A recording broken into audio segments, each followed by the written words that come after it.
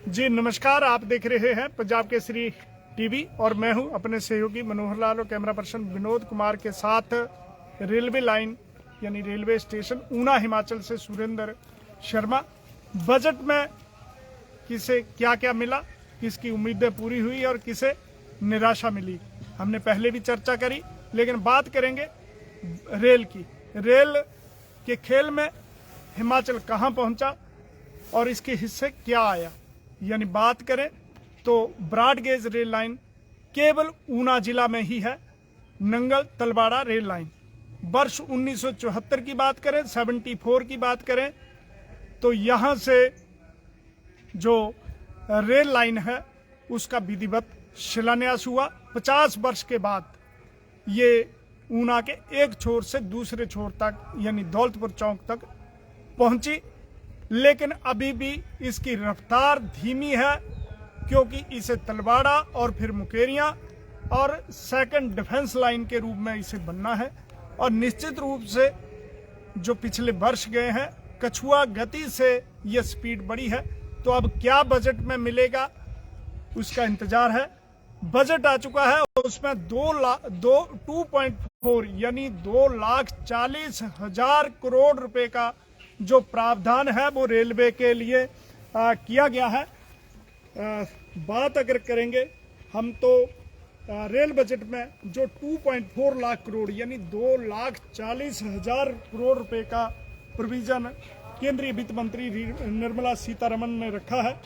और वर्ष 2013 की बात करें तो उसके बाद अब जो ये बजट है वर्ष 2023 का उसमें 9% इजाफा हुआ है, यानी 9 गुना बजट जो है जो ज्यादा बड़ा है। 2013 में रेलवे के लिए 63,363 करोड़ रुपए के बजट का प्रावधान था, लेकिन अब 9 गुना ज्यादा 2,40,000 करोड़ रुपए का जो प्रोविजन है।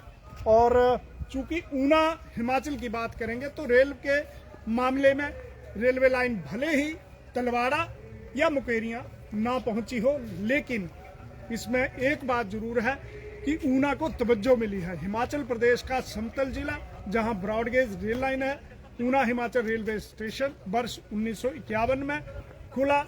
दौलतपुर चौक तक जो इसका लास्ट छोर है पंजाब बॉर्डर का, वहां तक रेल जाती है। और रेल चूंकि तलवाड़ा तक पहुंचनी है और जो रेलवे अधिकारियों से हमारी बात हुई है, प्रधानमंत्री की जो प्रायोरिटी है पीएम प्रायोरिटी में ये रेलवे लाइन है।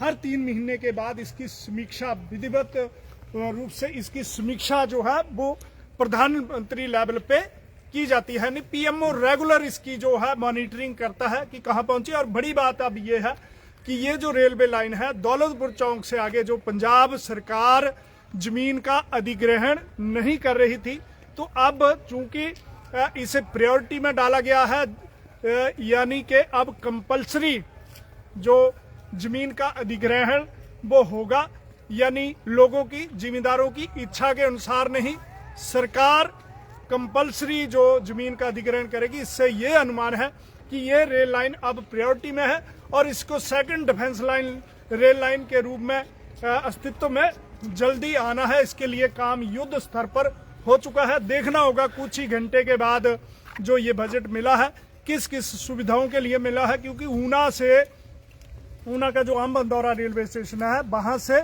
दिल्ली के लिए हर रोज जो सबसे तेज रफ्तार वाली आधुनिक रेलगाड़ियां हैं वो उसमें ऊना भी शामिल हुआ है। बाकायदा इसी रेलवे स्टेशन पर प्रधानमंत्री आए थे नरेंद्र मोदी और उन्होंने इसे हरी झंडी दी थी।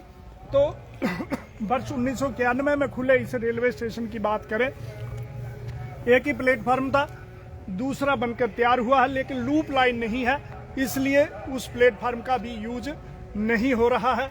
बीच में रेलगाड़ी खड़ी होती है, जब दूसरी रेल आती है तो उस पे एक प्लेटफार्म नंबर पे 1 पे खड़ी हो जाती है और दूसरे को मेन लाइन पे खड़ा कर दिया जाता है और पैसेंजर यहीं से उतरकर सामने जाते हैं। तो निश्चित रूप से मॉडर्न रेलवे स्टेशन बनाने की बात यहाँ पे हुई थी। यहाँ पे फुट ओवर ब्रिज बनना है और कई सुविधाएं मिलनी है। तो देखना होगा कि इस बार बजट में इस रेल लाइन के लिए, पर्टिकुलर इस रेल लाइन जो नंगल तलवाड़ा रेल लाइन है अंबाला से सीधे जम्मू के लिए, एक जलंधर की जो अंबाला जलंधर और सीधी जम्मू को मिलने वाली जो मेन स्टीम लाइन है, उसकी बजाय ये जो सेकंड डिफेंस लाइन है अंबाला नंगल और दौलतपुर चौक तलवाड़ा मुकेरियां, इस पर ज्यादा फोकस है। और बजट में देखा जाएगा कितना, क्योंकि पिछली बार भी 300% ज्यादा बजट यहाँ के लिए मिला था। बनूपली से बिलासपुर बेरी रेल लाइन, उस पर भी काम चला है, लेकिन बात हमीरपुर से ऊना से हमीरपुर रेल लाइन की थी। 1000 रुपए का बजट पिछली बार था, इस बार देखना होगा कि क्या तवज्जो मिलती है, क्या रेल लाइन वो बनेगी नहीं बनेगी। इस बजट से ये एजेंडा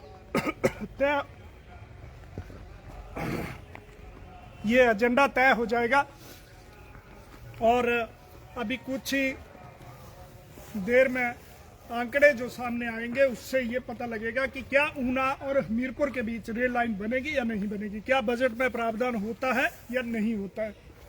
और अब चूंकि ये पीएम प्रायोरिटी में है तो ये भी देखना होगा कि कितना बजट मिलता है। चूंकि इस बार 2.4 यानी 2,40,000 करोड़ का प्रावधान है, तो हिमाचल के हिस्से कितना आता है ये देखना होगा।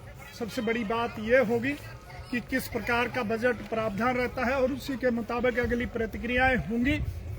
हिमाचल को उम्मीद है कि रेल लाइन के मामले में और ज़्यादा जो तवज्जो है वो मिल पाएगी, क्योंकि होशियारपुर से ऊना की कनेक्टिविटी होनी है, देवियों को जोड़ने का एक सर्कल रूट बनेगा जिसकी पहले घोषणा भी हुई थी।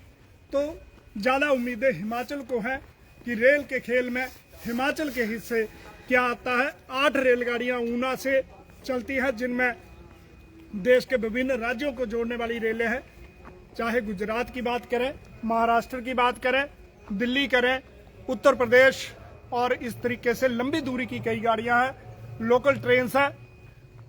बड़ी बात है ऊना में ये ऐतिहासिक उपलब्धि है कि यहाँ से रेल कनेक्टिविटी काफी शानदार है और इसमें कितना इजाफा होगा, कैसे जो ये जिला दूसरे राज्यों के साथ जुड़ पाएगा, दूसरे जिलों के साथ जुड़ पाएगा, ये सारी चीजें जो है वो देखनी होगी। जैसे ही बजट में जो ये अलग अलग प्रोविजंस होते हैं, हम एक बार फिर से आपसे जुड़ेंगे।